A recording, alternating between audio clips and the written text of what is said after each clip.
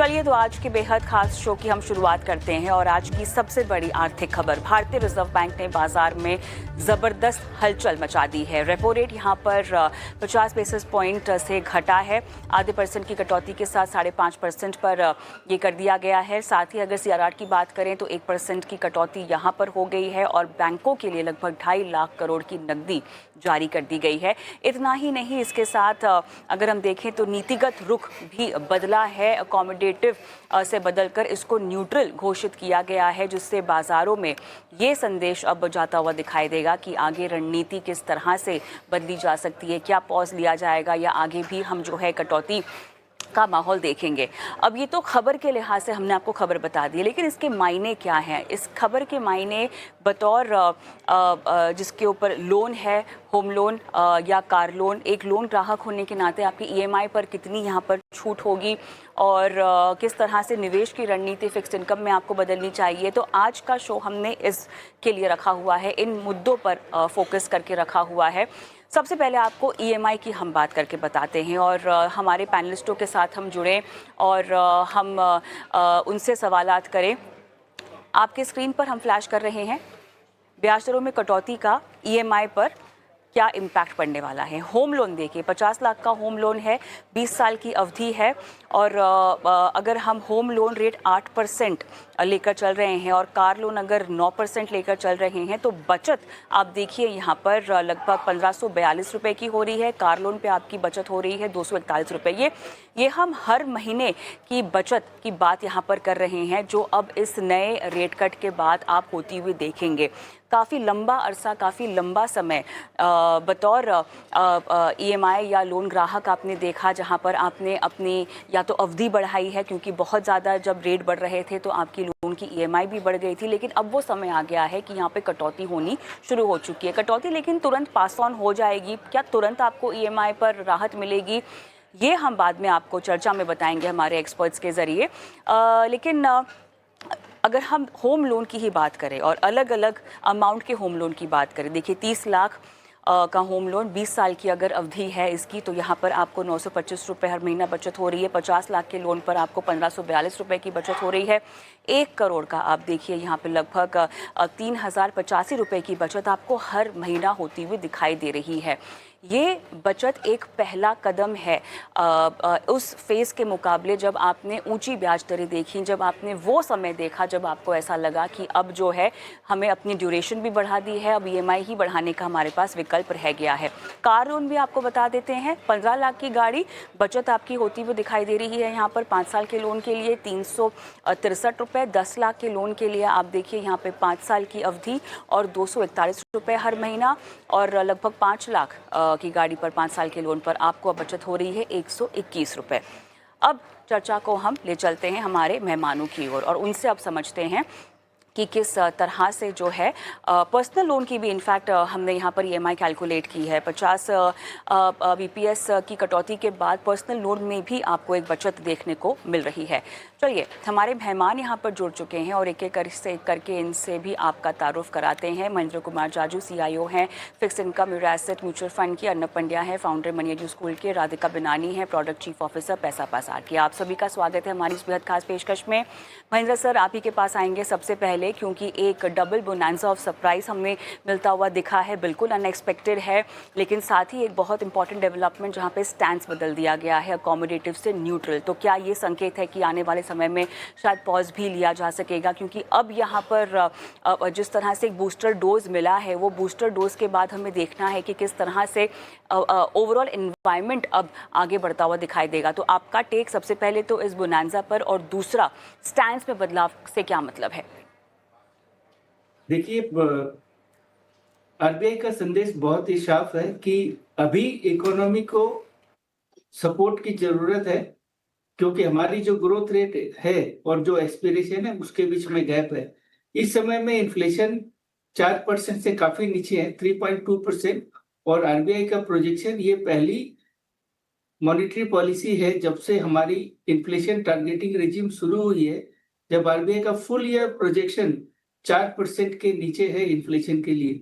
और इस समय गवर्नमेंट की फिस्कल सिचुएशन बहुत अच्छी है, टैक्स कलेक्शंस अच्छे हैं, गवर्नमेंट अपना जो 4.4% का फिस्कल डेफिसिट का टारगेट है उसको अचीव करने की तरफ बढ़ रही है। और ग्लोबल एनवायरनमेंट बहुत अनसर्टेन है, टैरिफ रिलेटेड इश्यूज है और ग्लोबल मार्केट्स में कुछ सेंट्रल बैंक रेट कट कर रहे हैं, तो फेड वहां पर अभी स्टे और पॉज मोड में है। सो आरबीआई ने बहुत ही अच्छा फॉरवर्ड लुकिंग अप्रोच अडॉप्ट किया कि आपको हेल्प की जरूरत आज है, तो उन्होंने पूरा जो रेट कट का उनका प्रोजेक्शन था उसको अपफ्रंट कर दिया। इसके लिए 50 बेसिस पॉइंट्स रेट कट और 100 बेसिस पॉइंट सीआरआर कट। बहुत ही कम लोगों ने 50 बेसिस रेट कट एक्सपेक्ट किया था। मार्केट का कंसेंसस 25 बेसिस पॉइंट था और सीआरआर के बारे में तो शायद मार्केट में इवन एक एनालिस्ट ने भी एक्सपेक्ट नहीं किया था। तो जैसा आपने बताया, बिल्कुल बोनांजा है और more than expected, more than anybody imagine. So पूरा का पूरा पैकेज आरबीआई ने अपफ्रंट डाउनलोड कर दिया। लेकिन ऑब्वियस है कि उसके बाद अब आपके पास आगे चलकर रेट कट करने का स्कोप उतना कम हो जाता है। तो आरबीआई ने अपना स्टांस चेंज करके अकोमोडेटिव से न्यूट्रल कर दिया और उनका मैसेज बहुत साफ हो गया कि हम जो भी कर सकते थे इकोनॉमिक ग्रोथ को सपोर्ट करने के लिए, वो हमने सारा का सारा एक साथ कर दिया। इसके लिए प्रेस कॉन्फ्रेंस में भी गवर्नर साहब ने बहुत क्लियरली बोला कि अब इसके आगे हम ग्रोथ के लिए कुछ नहीं कर सकते। तो वो मैसेजिंग थोड़ा सा शायद डिफरेंटली लोगों ने लिया। ये भी बोल सकते थे कि, या बोला जा सकता था कि हम जो भी कर सकते थे हमने कर दिया। सो अब जो बैंकिंग और फाइनेंशियल सेगमेंट है उसको इससे बहुत बड़ा सपोर्ट मिलेगा। और बॉन्ड मार्केट्स में आज यील्ड्स थोड़े ऊपर गए, बिकॉज एक बार जब आपका स्टांस न्यूट्रल हो गया और आगे रेट कट एक्सपेक्टेशन नहीं है, तो जो बॉन्ड मार्केट ट्रेडर्स है वो उनको एक टर्मिनल रेपो रेट का एक एंकर मिल गया, एक रेफरेंस मिल गया। तो अब बॉन्ड ट्रेडर्स का एस्टिमेशन है कि यदि 5.5% टर्मिनल रेट है इस साइकिल में, तो उसके हिसाब से हमारा 10 ईयर कहाँ पे प्राइस होना चाहिए। और वो एक हिस्टोरिकल वैल्यूएशन के बेसिस पे 75 basis points on repo rate करके आज आपने देखा कि 10 ईयर इज अराउंड 6.25 सेंटर हो गया। तो जस्ट टू समराइज, आज के पॉलिसी में जितनी भी आरबीआई के पास स्कोप था उन्होंने पूरा फ्रंट कर दिया, लेकिन साथ में ये भी बहुत क्लियरली बोल दिया कि अब इसके आगे उनके पास ग्रोथ को सपोर्ट करने के लिए मॉनेटरी पॉलिसी एक्शन की तरफ से स्कोप नहीं है। सो थोड़ा सा मिक्स्ड रिएक्शन था, बट आई थिंक ओवरऑल ये जो पॉलिसी है आज तक की सबसे ज्यादा सपोर्टिव पॉलिसी काफी सालों में हमने देखी। चलिए, अब एक एक करके इस चर्चा को हम आगे बढ़ाते हैं और समझना चाहेंगे इसके और भी पहलू हैं। इकोनॉमिक एंगल, अर्थव्यवस्था के हिसाब से तो आपको हम बताएंगे कि क्या फ़ायदे हैं, लेकिन उसके अलावा आपकी लोन पर राहत, लोन की ईएमआई पर राहत और साथ ही निवेश को लेकर भी कितनी राहत। राधिका, आपके पास आना चाहूँगी क्योंकि बहुत ज़रूरी है समझना कि फ़िलहाल हेडलाइंस के तौर पे तो 50 बेसिस पॉइंट की कटौती बहुत अच्छी लग रही है, ठीक है, लेकिन दर्शकों की खुशी में थोड़ा सा खलल शायद आप डालना चाहेंगी ये समझाकर कि ये तुरंत प्रभाव से नहीं होगा। इसीलिए नहीं होगा क्योंकि आपका जो लोन है वो आपके बेंचमार्क से जुड़ा हुआ है और वो जब रीसेटिंग पीरियड होगा तभी ही बदलाव होगा। करना आपको इतना है, शायद पता लगाएं कि आपका जो लिंक है, वो जो रेट है वो किस तरह से लिंक्ड हो रखा है और कब आपका रीसेटिंग पीरियड है, कैसे होगा ये पूरा। क्या तुरंत हम देख रहे हैं कि हमें एक वो मिल रहा है, इम्पैक्ट मिल रहा है, फ़ायदा मिल रहा है? आपके लोन रिपो रेट से लिंक्ड है तो आपको तुरंत फायदा मिल जाएगा। बाय तुरंत we should expectation would be at least within next 3 months. Her bank का as per regulatory norms reset cycle is a minimum of 3 months. So even if June 1st was the earlier reset norm, latest by September 1st, your loan will be reset. So 50 basis points, if your loan is linked to repo rate, the 50 basis point पूरा आपको राहत मिल जाएगा। If suppose आपकी कोई और benchmark में set है, कोई और इंटरनल बेंचमार्क MCLR या कोई और इंटरनल बेंचमार्क में सेट है, फिर पूरा कटौती नहीं मिलेगा, 50 बिप्स का पूरा ट्रांसलेशन नहीं मिलेगा, वो तो अपना बैंक्स के पॉलिसीज के हिसाब से मिलेगा। So around 20 to 30% of the loans sometimes are not linked to repo. तो उस केस में आपको ये देखना होगा कि आपकी लोन कहीं और अच्छा रेट में अगर मिल रहा है, तो you should look for home loan balance transfers. Otherwise, within the next 3 months, सबका 50%, 50 basis points transmission हो जाएगा। आपसे और मुझे बातचीत करनी होगी, बिकॉज बहुत ज़रूरी है ये समझना कि फ़िलहाल लोन ट्रांसफ़र्स को लेके क्या आपके पास ऑप्शंस हैं, और अगर आप नया लोन लेना चाहते हैं तो उसको लेकर आपको कैसे आगे बढ़ना चाहिए। लेकिन अर्नब जी, आप हमें ये समझाइएगा कि फ़िक्स इनकम को लेके अब क्या स्थिति बनती हुई दिखाई दे रही है।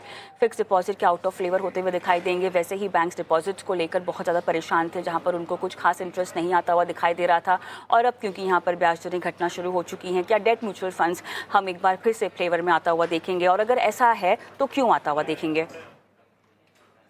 जब आप देखेंगे कि निवेश के options in terms of fixed income, तो फिक्स्ड डिपॉजिट्स की अगर हम बात करें तो उसमें ऑब्वियसली अट्रैक्टिवनेस बहुत कम हो जाने वाला है, क्योंकि ये बहुत स्पष्ट है कि आगे जाते हुए बैंक्स जो अपने डिपॉजिट रेट जो ऑफर कर रहे हैं उस पर कटौती करना शुरू कर देंगे, और ये अब काफी मात्रा में होगी, ताकि कि ओवरऑल जो आप रेट देखेंगे इन टर्म्स ऑफ फिक्स्ड डिपॉजिट्स, और उसे जब आप पोस्ट टैक्स के हिसाब से देखेंगे तो वो अट्रैक्टिव नहीं रहेगा। ये बहुत स्पष्ट है, क्योंकि दो चीजें यहाँ हुई है, एक ओवरऑल पॉलिसी रेट कट हुई है, दूसरी जिस तरह से लिक्विडिटी आने वाली है उस तरह से शायद बैंक्स को उसका एक बहुत बड़ा रिलीफ मिल जाए, जिससे उनका जो आज डेस्परेशन था पूरे समय तक कि कहाँ से डिपॉजिट लाए, क्योंकि उनको भी फंड्स चाहिए थे, तो वो सब अगर रिलीफ उनको मिलता है तो ये जो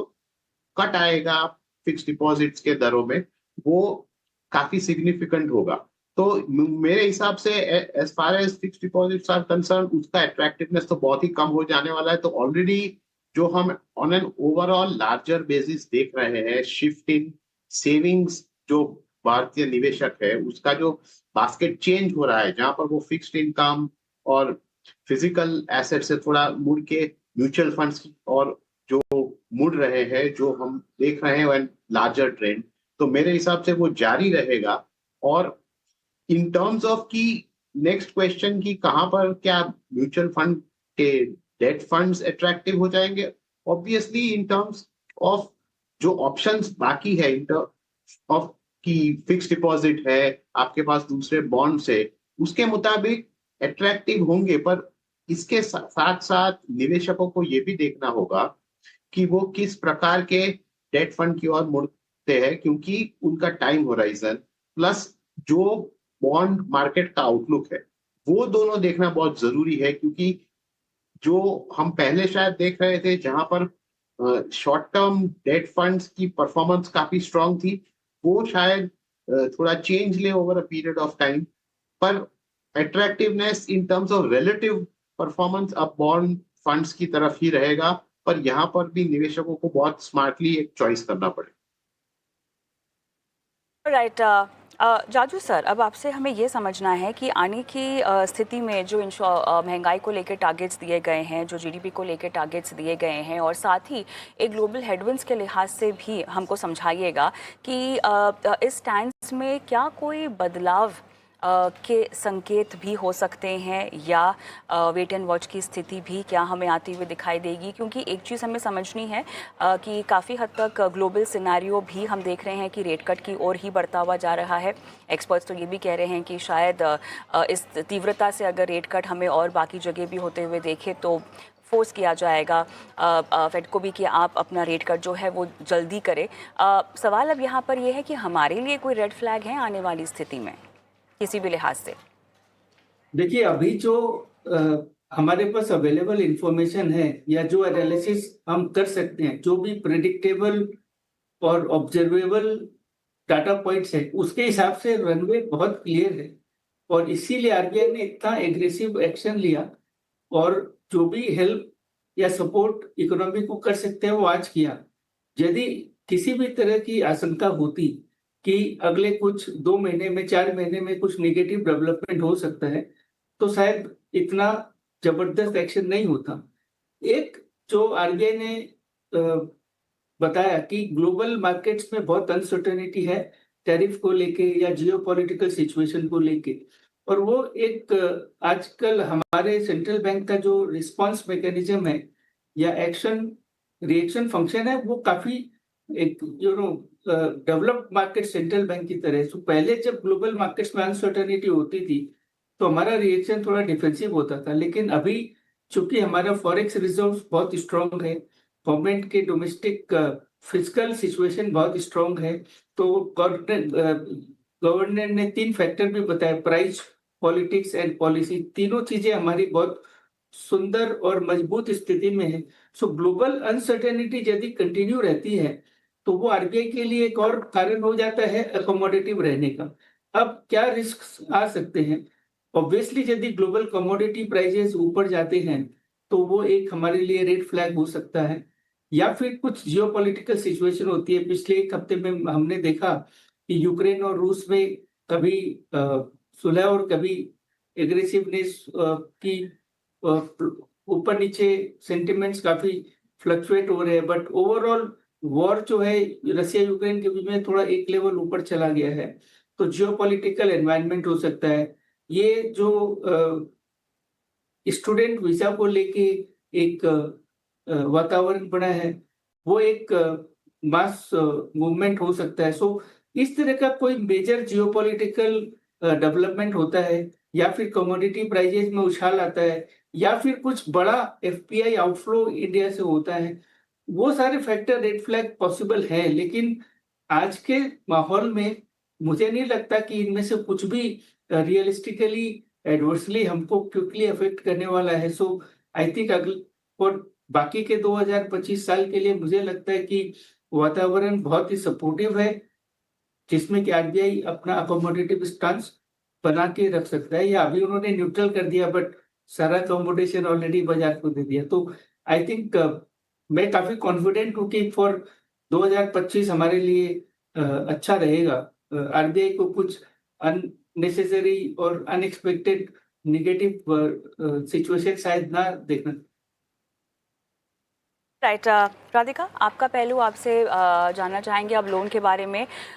लोन ट्रांसफर्स को लेकर फिलहाल क्या कोई रणनीति आप जानना चाहेंगी, क्योंकि बेस्ट रेट हर किसी को चाहिए। अब लोन की ईएमआई घट रही है, रेट घट रहे हैं, इस स्थिति में अगर आप फिराक में हैं लोन ट्रांसफर्स के तो क्या आप सलाह देंगी? नए होम लोन लेना चाहते हैं, नए कार लोन लेना चाहते हैं, उनके लिए आपकी क्या सलाह होगी? फर्स्ट बात करते हैं लोन ट्रांसफर्स की। So if you are an existing home customer, अगर आपके रिपो रेट से आपका ऑलरेडी लोन चल रहा है तो you need not look for a home loan transfer, because जो 50 बिप्स की कटौती हुई है वो अपने आप ट्रांसफर होके आपके लोन रेट में इफेक्टिव हो जाएगा। फॉर एग्जाम्पल अभी आपके अराउंड 8.25 चल रहा है तो अपने आप 7.75 पे रीसेट हो जाएगा। रीसेट डेट तक आपको वेट करना है, वो आप अपना बैंक से चेक कर सकते हैं, लोन एग्रीमेंट्स में चेक कर सकते हैं कौन सा रीसेट डेट है। सो अननेसेसरीली आपको लोन ट्रांसफर करना है वो जरूरत नहीं है।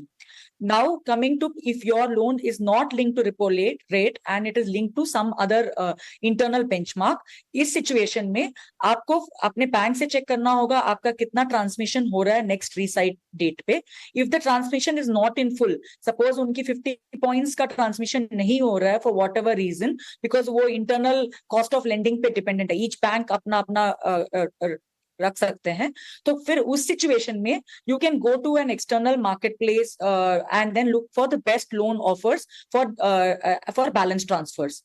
उस पर एक चीज याद रखना होगा, फॉर द डिफरेंशियल, जितना डिफरेंशियल है उस पे पेपर वर्क आपको न्यू लोन की तरह पूरा करना होगा। And so the benefit of the if it is 5 bips only, you have to weigh against the benefit of the 5 bips saving in interest versus the amount of paperwork that you need to do. But it is always good to explore and know आपको क्या situation है। Now coming to new loan, if you're looking for a new loan, that means you are looking to buy a new house. I think it is a good situation because the loan rates are the lowest. अभी 3-4 साल में lowest loan rates है. Plus also liquidity release होने के कारण many of the real estate projects also will be completed in time, hopefully. So because they will also get loans at a cheaper rate and hence they can complete their projects. So if you're looking to upgrade your house or buying your first house, this is a good time. And as always, you should look and compare against different loans options which are available as per your credit profile.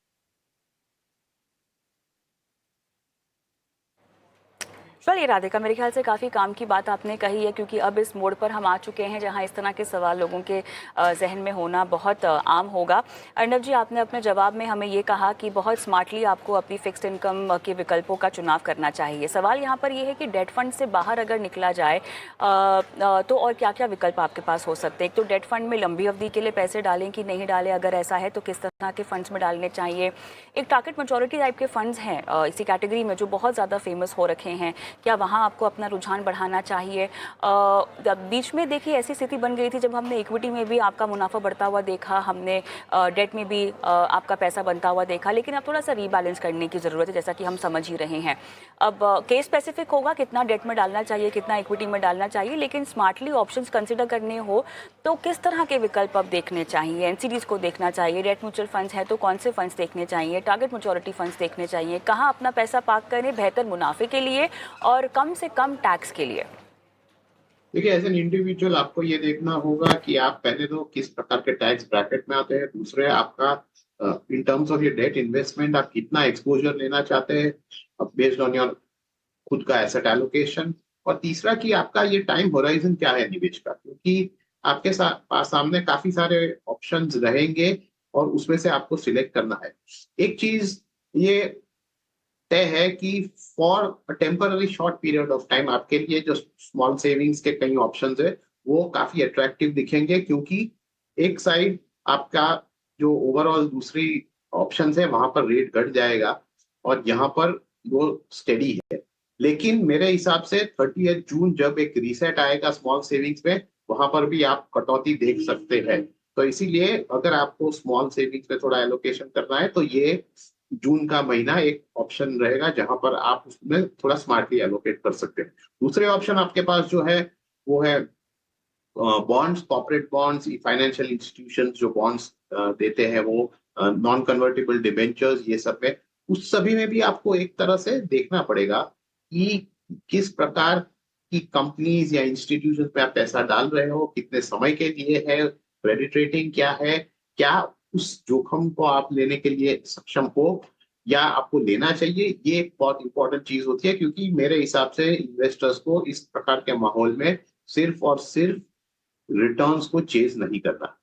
आते हैं हम तीसरी बात पे, जहां पर हम ये डेट म्यूचुअल फंड के बारे में आपने पूछा था, तो उसमें देखिए अगर आपका गोल बहुत क्लियर है, एक स्पेसिफिक टाइम पीरियड पे है और उसके लिए अगर आप बीच में इंटरेस्ट रेट का रिस्क लेना नहीं चाहते हैं तो टारगेट मैच्योरिटी फंड आपके लिए एक सही ऑप्शन है। तो आपको पता होना चाहिए कि आपका गोल कब है और उसके लिए आप एक सीधा टारगेट मैच्योरिटी फंड ले सकते हैं। तो ये ऑप्शन आपको थोड़े से गोल्स के लिए या कई स्पेसिफिक कंडीशंस में ही आपके लिए सही होगा। दूसरा आपके पास ऑप्शन तो यही रहता है कि अगर आप बहुत क्लियर ना हो तो आप डायनामिक बॉन्ड फंड्स में जा सकते हैं। डायनामिक बॉन्ड फंड्स एक ऐसा कैटेगरी है जहां पर फंड मैनेजर एक चॉइस लेता है, तो ये एक ऑप्शन आपके लिए तो रहता ही है कि डिपेंडिंग ऑन मार्केट मूवमेंट्स किस प्रकार का सिचुएशन डेवलप हो रहा है डेट मार्केट में, ये फंड मैनेजर डिसीजन लेके अपना पोर्टफोलियो स्ट्रक्चर करेगा एज कंपेयर टू कि आपको ये सब बदलाव करने पड़े कि मैं लॉन्गर डेटेड फंड्स में जाऊं या शॉर्ट टर्म में रहूं, ये सब। तीसरी बात तो ये यहीं पर भी यही है कि आप थोड़े लॉन्गर मैच्योरिटी वाले फंड्स की तरफ ध्यान दीजिए, वहां पर आपके लिए ऑप्शंस थोड़े ज्यादा आपको मिलेंगे in terms of return as based on a comparative level. तो आप पीएसयू बॉन्ड फंड्स भी देख सकते हैं और medium to long term maturity वाले फंड्स भी देख सकते हैं। ये आपको स्पेसिफिकली पोजीशन करना होगा आपके एक स्पेसिफिक गोल के लिए अपने पोर्टफोलियो में। तो जहां पर भी आपको लगे कि ये मेरे लिए सही है वो आपको सिलेक्ट करना होगा। आपके पास ऑप्शंस हैं, लेकिन ओवरऑल ऑन अ बेसिस, क्योंकि इकोनॉमी में जो ब्याज की दरें हैं वो कम हो रही है, तो ओवरऑल आपका डेट का रिटर्न भी कम होगा। तो ये आपको ध्यान में रखना है और इस आशा के साथ आगे बढ़ना है, क्योंकि फॉल्स एक्सपेक्टेशन भी एक बड़ा मुद्दा रहता है जहां पर निवेशक सिर्फ रिटर्न्स चेस करते हैं और उसमें उनको डेट पोर्टफोलियो में तकलीफ होती है। तो ये ध्यान में रखिए और उसके बाद आप आगे बढ़िए। राधिका, आपके पास मैं आना चाहूँगी क्योंकि एक और अहम चीज़ जिसका ऐलान हुआ है, गोल्ड लोन की, Radhika, loan to value ratio है ना, वो बढ़कर 85% हो चुकी है। 2.5 लाख तक के गोल्ड लोन के लिए LTV 75 से बढ़कर 85 हो चुका है और लगभग 2.5 लाख से कम के गोल्ड लोन पर राहत मिलेगी। थोड़ा सा राधिका, अगर जाते जाते आप ये हमें पहलू समझा पाए। ये तो अच्छा है कस्टमर्स के लिए भी, बिकॉज अगर आपके पास 2.5 लाख का गोल्ड वैल्यू है पहले, तो आपको 75% के हिसाब से ही लोन मिलता था। Now for the same amount of gold आपके लोन वैल्यू बढ़ गया, तो you will be able to get more loan for that same amount of gold, and hence it is easier for customers who are looking for liquidity, especially gold loans जो लेते हैं small time SMEs, MSMEs, वो usually gold loan लेते हैं where they do not have access to unsecured lending. So for them it will be easier because they will be getting more access to money for the same amount of security. और इस पे भी interest rate impact तो same ही होगा, so interest rate will also be lower. So all in all it's very good for customers who are willing to use the gold loan as an opportunity for lending working capital requirements.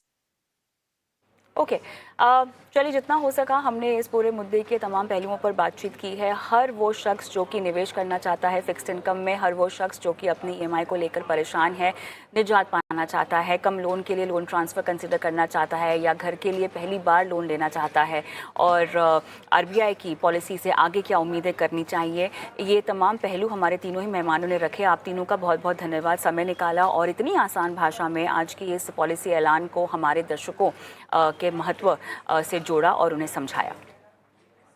हमारी इस खास पेशकश में हम एक छोटा सा break लेंगे और ब्रेक के उस पार शुरुआत करेंगे सवाल जवाब के सिलसिले की. जुड़ेंगे हमारे साथ पंकज मटवाल जो कि आज लाइव फाइनेंशियल प्लानिंग करेंगे दर्शकों की.